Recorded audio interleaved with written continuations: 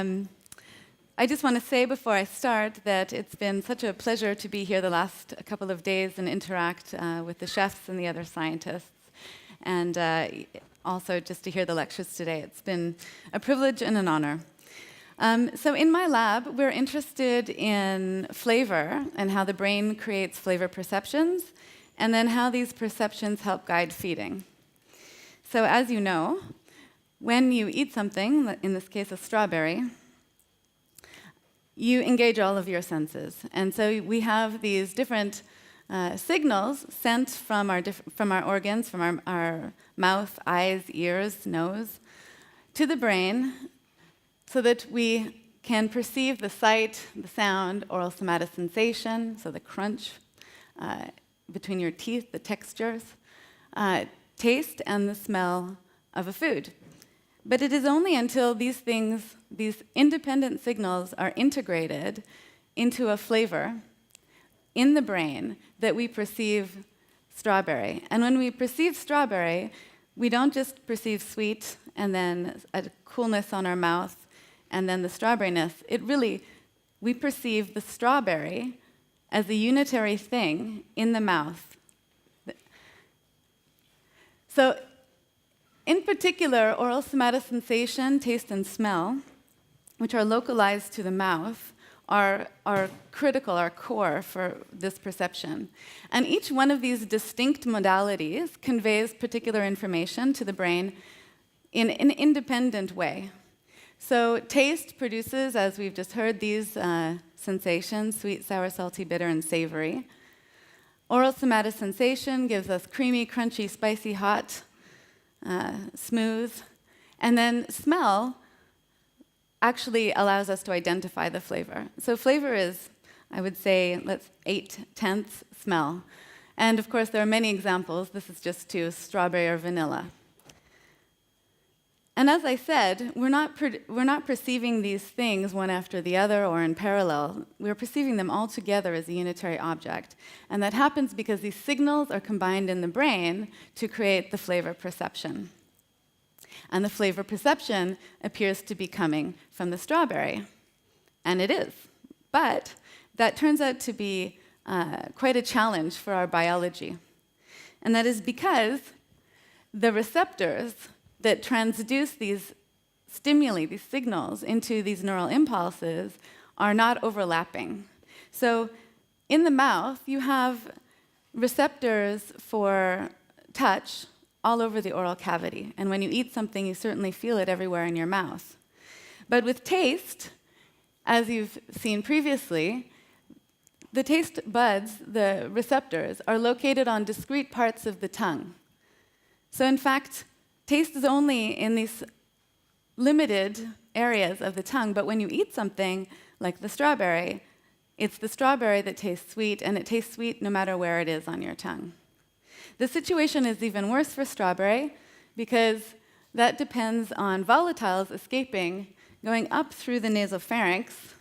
You can see it a bit better here when you chew, and then binding with receptors up in the nose in the olfactory epithelium, as you heard earlier.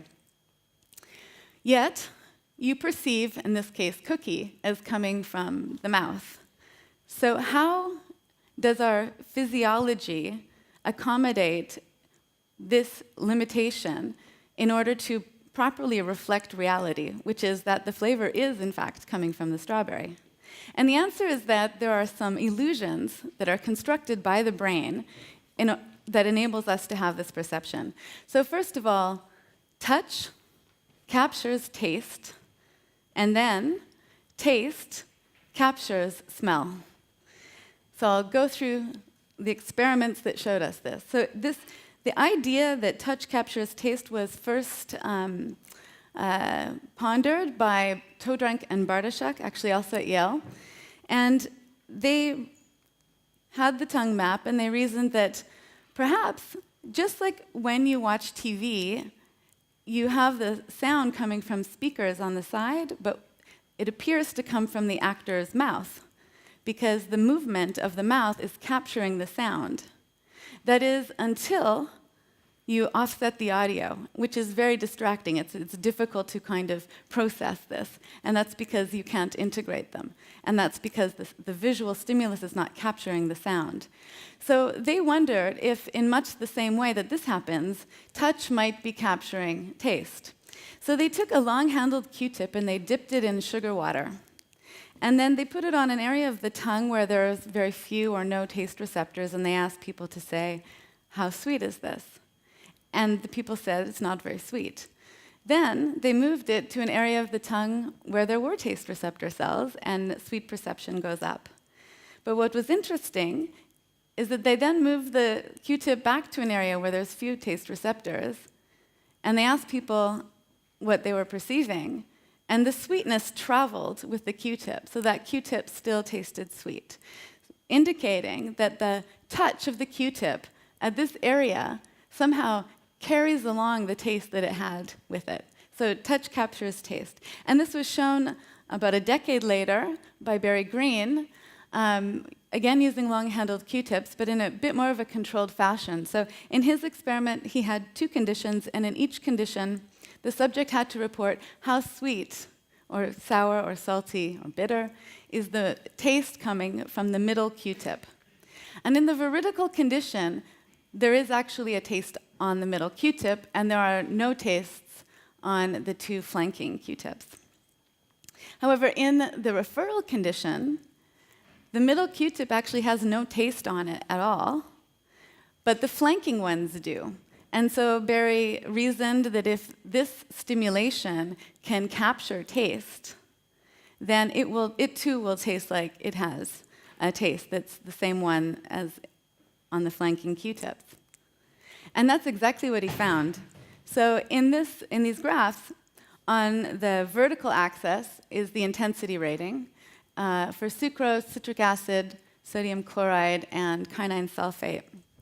And what you can see, if you look at the gray bars, that's the rated intensity when the Q-tip actually has a taste. And beside it, in the crosshatch bar, is the rated intensity of the middle Q-tip when there's absolutely no taste on it, because the taste from the 2 flankers is being referred to that place. And the intensity perception, as you can see, in most cases for the dominant sensory experience, when you have the stimulus, is almost or as strong as the actual, as when you actually have a taste there. So touch can capture taste. The situation is a little less clear for citric acid because citric acid also stimulates oral somatosensation, so there's a competing signal there. Then, more recently, Jian Lim did an experiment to show that taste then captures smell. So in the experiment, she had these jars, and in the jar, she had 2 different flavors, or 2 different odorants. One was vanilla, and in another case, soy sauce. And the subject had to take the straw in their mouth, suck in, and then breathe out through their nose to create this retronasal olfaction. At the same time, she had not a Q-tip this time, but a pipette. And she pipetted at the same time that they're sucking through the straw, or just after, either a puff of air, so that was no stimulus, a little drop of water, which provided oral somatosensory stimulation, but no taste, or one of the 4 tastes, sweet, sour, salty, or bitter. And the subject simply had to say in each case, where do they perceive vanilla coming from, or soy sauce? And so they could say the front of the nose, the throat, front of the tongue. They could point to as many locations as they wanted. And what she found, first of all, so this is vanilla and this is soy sauce. And what you can see, if you look just at the air condition, even if there's nothing there, when you're smelling retronasally through the mouth, sometimes, these are frequency counts, sometimes you can see that people say, well, it feels like it's on the tongue, but mostly it's in the nose. That's for both. And then if you look at water, so now we have oral somatosensory stimulation, you can see that the situation does not change at all. So still primarily in the nose. And this means really that touch is not very good at capturing smell, but it is good at capturing taste. but it's not doing the trick for smell. What is doing the trick for smell is taste. And what is very interesting is it's not just any taste. It has to be a congruent taste. So when you put a sweet taste into the mouth when they're smelling the vanilla through the straw, the perception sort of pops into the mouth. But if you have sodium chloride, salty, this doesn't happen. But for the soy sauce, it's just the opposite. It's the salt that causes the soy sauce to sort of pop into the mouth. So these are these two illusions that physiology goes through in order to adequately and more veridically represent reality. And if we look in the brain, you see these phenomena being reflected. So this is an experiment we did quite some time ago, where we inserted into subjects' noses long tubes, and one tube ended at the external nares, on the outside. So that's orthonasal olfaction. The other tube actually went up through to the nasopharynx, and what this allowed us to do was to deliver the exact same odorants orthonasally, as if they were sniffed, as well as retronasally. And we could then look to see if the brain knows the difference, because remember, when you take the odor through the straw, it does sometimes feel like it's coming from the mouth. And what we found for these 4 different odorants, exact same stimulus, retronasally presented and orthonasally presented, you could see that the response here to all of the odors is greater than to the orthonasal odors in this area of the brain here, which is called the somatomotor mouth area. So this is the area of the brain that represents the touch in your oral cavity.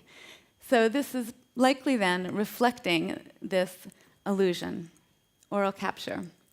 And if you give people different liquids to drink inside the scanner, so in this case, we have a sweet vanilla solution, a salty vanilla solution, just vanilla alone, a salty solution alone, or just a sweet solution.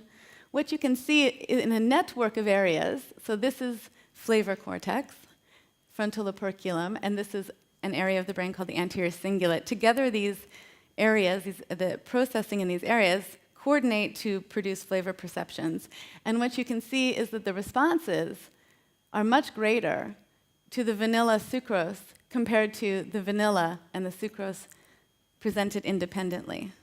So what this means, and also greater than the incongruent flavor. So what this means then is this network of areas is taking these 2 signals, the sucrose and the vanilla, and it's combining them and making more of it than what got there. So this suggests then that these 2 signals are being integrated in these regions to produce flavor perceptions. And it's experience dependent. And that is because the only place where you could learn is in the brain. So the reason why sucrose can localize vanilla and salt can localize soy sauce is because you have learned those representations in your brain, which means that exposure to different flavors is going to change your perception of those flavors. So why on earth would physiology go through such an evolution, some contortions, in order to create flavor when we have already taste? What are the physiological differences, or what are the functional differences between taste and flavor? So we've heard already that taste is primarily a nutrient or toxin detector. Sweet tells you that whatever you're eating has energy, and bitter is a signal that there may be poison present, because most substances in earth that are poisonous have a bitter taste. And these things you don't want to have to learn. If you have to learn that bitter may be poisonous, you may be dead. So it makes sense to have these things hardwired, as you've seen in the reactions of Charles's mice. And this behavior, the yum response, licking, or the rejection response to bitter, you're born with this. So if you look at infants, and this is a video from Kent Berridge, you can see licking behavior when sucrose is put in the mouth, present at birth, and this very same thing that you see in rats. That's the yum response. And these responses are hardwired. You're born with them. They're conserved across evolution. Here's the yuck response coming up. So you don't have to learn this. Hopefully, the baby has not had repeated exposure at this. You learn it, you're born knowing to do this, which is, of course, very adaptive in sustaining life. So the physiological role of sweet, just to take an example, is to identify the energy source, but then also, by virtue of this innate affective response, the yum response, to promote its intake, because in order to sustain life, we need to procure energy because we don't have our own energy. So it's advantageous when you find energy to have some behavioral pattern to make you eat it. And that's what sweet does. But in addition to that, it also acts as a conditioned stimulus to elicit conditioned responses that help you optimally metabolize the energy that you've just had. So if you just have sweet, the sensation of sweet, and you don't even swallow, you'll salivate, and that's the beginning of the metabolism process. But you'll also release insulin in your blood, which helps your cells take up the glucose that it's expecting it will receive to maximally, or to optimize how that energy that you've just had is used by the cells. Flavor, on the other hand,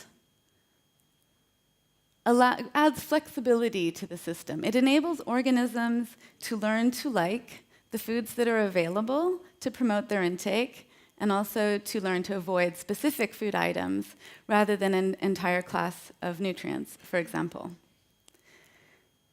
So we all have an example. My example that I always use is Malibu and 7-Up.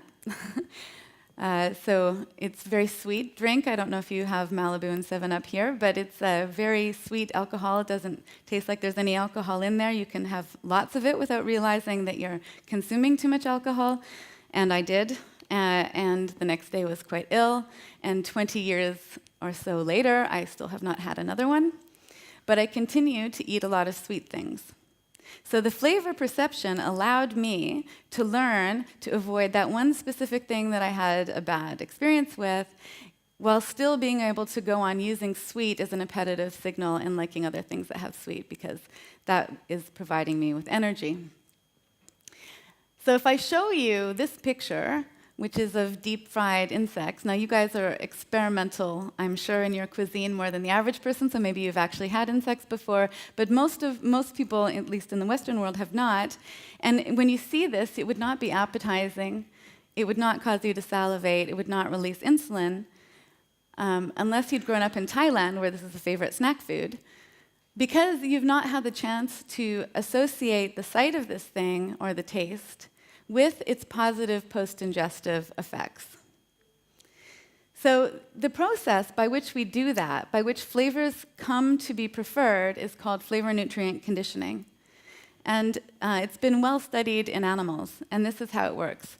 You have a hungry and a thirsty animal in a cage, and in the cage there is a sipper, just like what you've seen earlier. And on day 1 or day 2, you have a flavor A. And when the animal licks, the lick is detected and a switch is flipped, and then glucose, in this case, is infused into the gut of the animal. So the animal learns to associate licking for this flavor, which has no calories in it, with the positive post-ingestive effects of having glucose administered directly into the gut. On another day, same animal, hungry and thirsty, has flavor B, so a different flavor in the sipper. And this time, when the lick is detected and the switch is flipped, saline is infused. So there's no energy there. There's no positive post-ingestive effects. So the animal learns to associate this flavor with this effect. And these flavors are switched up so that some animals will have flavor B here and some flavor A here. So the flavor itself is not important, and the preferences at the beginning are pretty much equal. But then you can ask, after this experience, which of the flavors does the animal like best? And what you can see is that the rat, you can just measure how much it's going to lick from each one of the sippers. And the preference for the flavor that was paired with the glucose is very strong. So overwhelmingly, the animal will drink from the sipper containing the flavor that is now predicting calories, even though there's absolutely no calories there. So what is sustaining this behavior is the fact that it is now a predictive signal that you're going to get some calories. And so now that flavor, if you just had it in your mouth, would cause insulin to go up. And so what flavor does is it allows us to learn to like things that have energy, but also to metabolize it better, because now we have this cephalic phase response, the insulin release, and there's a bunch of other responses as well. And what this learning implies is that there is some signal that comes from the gut that goes to the brain, and we've heard already a little bit about the brain-gut axis. Now, one of the original studies looking at this suggests that the signal for this flavor learning may come, in fact, from utilizing the glucose, sugars, as a fuel. So in this experiment, this is by Ivan Diarujo's group, they're recording in an area of the brain called the striatum, and this is where dopamine is. And dopamine is a really important brain chemical for representing value and helping us learn appetitive behaviors. And so dopamine concentration can be sort of thought of as a measure of reward value. And in the experiment, what he did was he injected directly into the gut glucose, and he recorded at the same time the dopamine level in the striatum, and you can see that it's going up right away. And it's quite a significant rise in dopamine. But what was interesting is when he simultaneously injected 2-deoxyglucose, which is an agent that stops glucose from being metabolized. So the glucose is in the blood, but it's not being used as a fuel. And when you do that, you get absolutely no dopamine release. It completely abolishes that response. And you can see a similar effect in behavior, where if you block glucose from being metabolized, animals will stop licking. So that suggests that there is some metabolic signal, and we still don't know what exactly the signal is, that is critical, that is the reason why sugar is rewarding. And so we wondered in humans if that same signal may be responsible for flavor preference formation. So what we did, we didn't do intragastric infusion. We'd have to pay a lot of money to do that. What we did was we developed these 5 different flavors, and they're all distinct. We color them differently, and they're none of them too pleasant because we want to start off with things that are really not that good, so we can make them good by pairing one of them with calories. So subjects come in, and one of the nice things with working with humans is you can say, how good is that? And they can tell you. And so we have them assess their liking for the beverages, and we work with people who find them all similarly pleasant to begin with, and not too pleasant. And we don't want any of them to be actually unpleasant. And then we do a triangle test. And we do the triangle test because we can't do the intragastric infusion.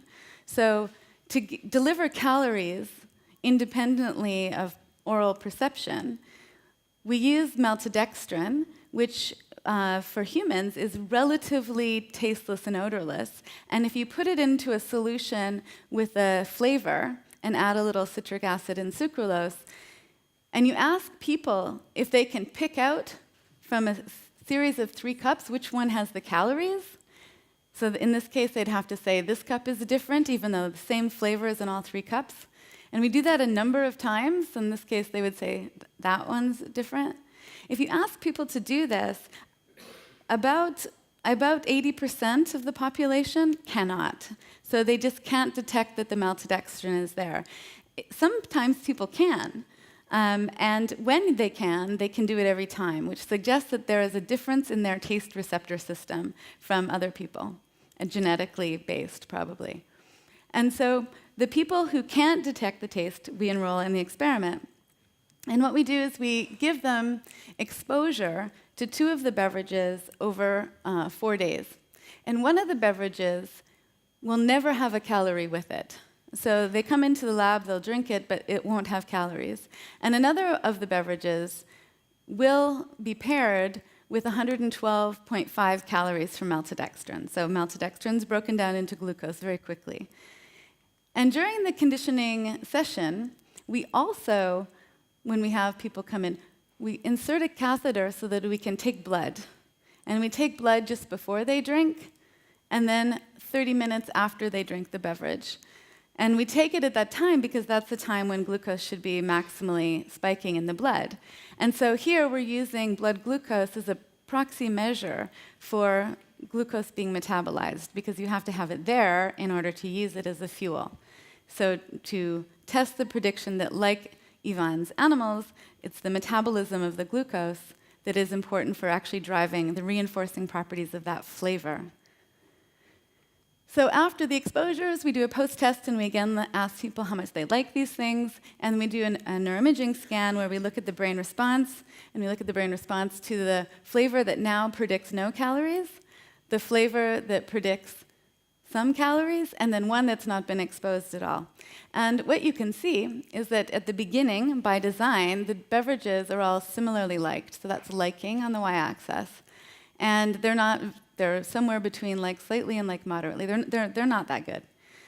After the conditioning, the two exposed flavors both increase. Only this one is significant. But this goes from, a little bit more than like slightly to a little bit more than like moderately. So this is a perceptually meaningful change.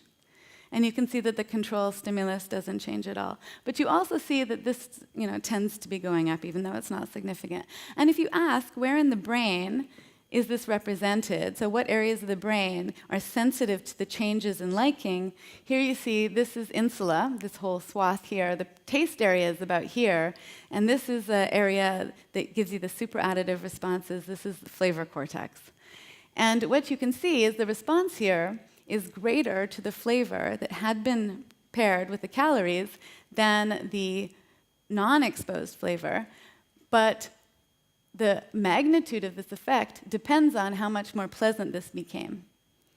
So you have greater response to the exposed flavor, but how much greater depended on how much more you liked it after the conditioning.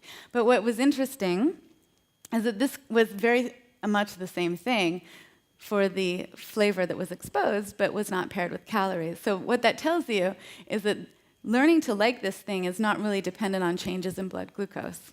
So it's not part of that metabolic pathway.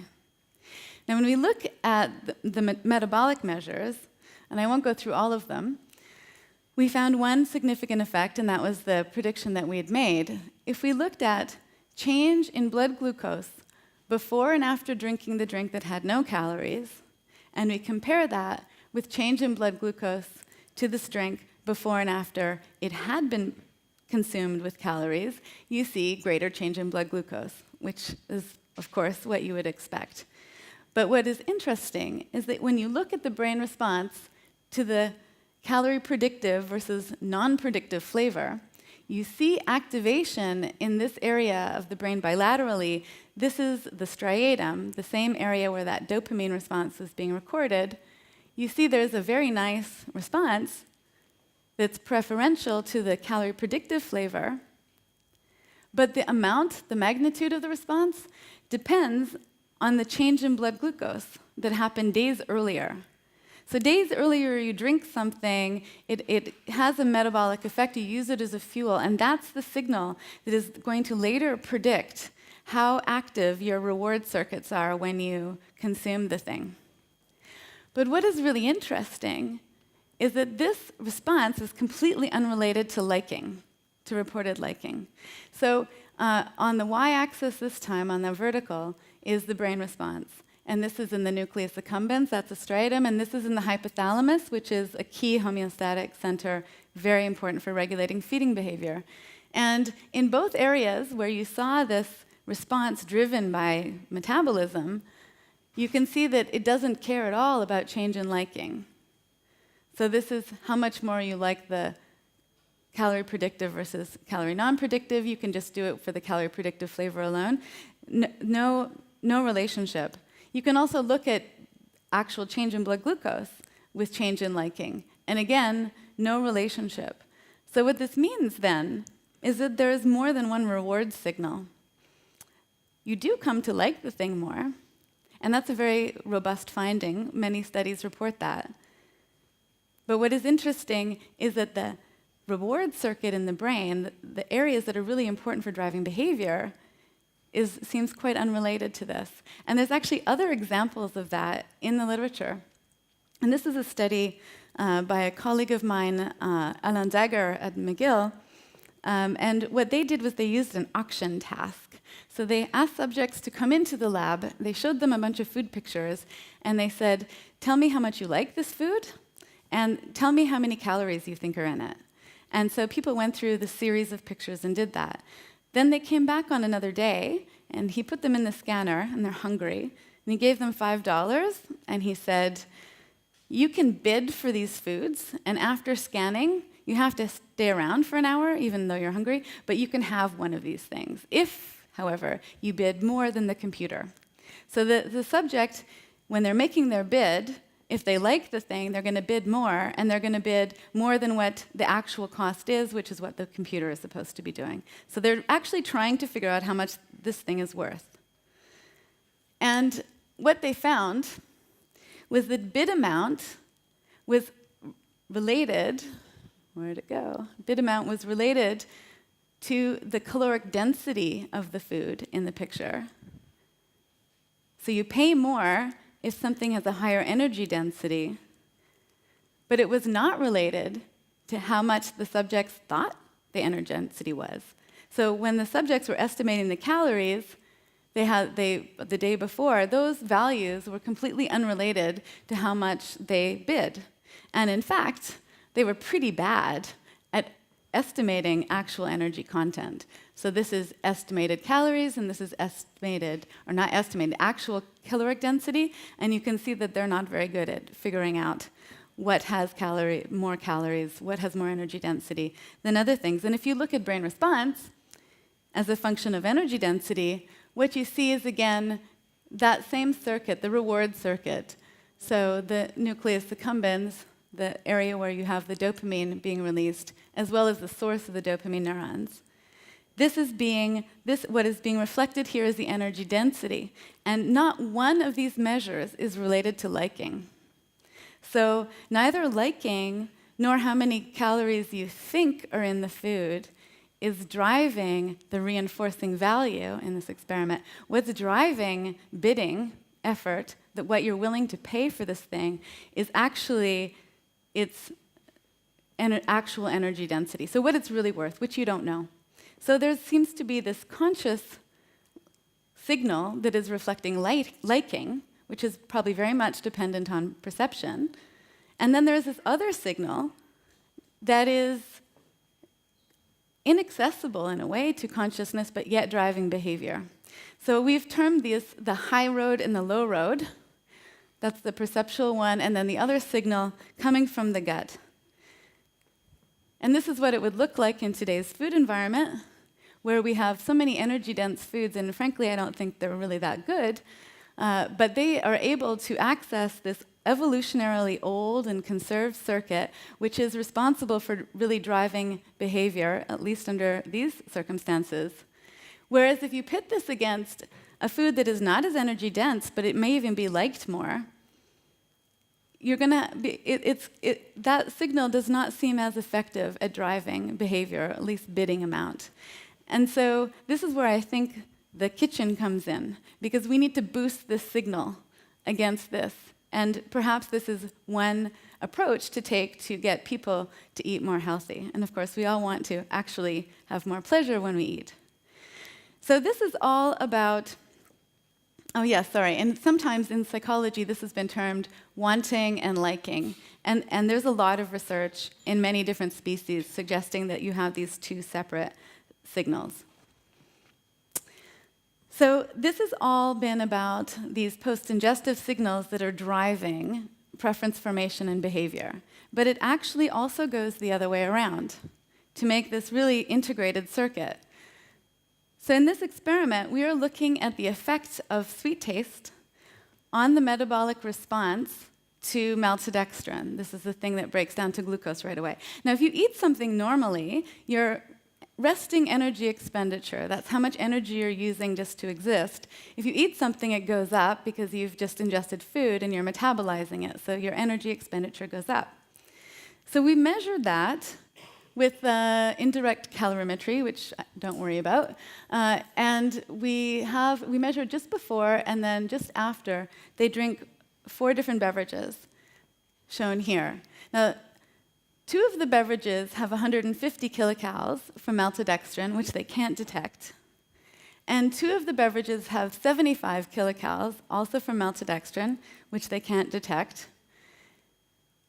But 2 of the beverages in each category are sweetened appropriately.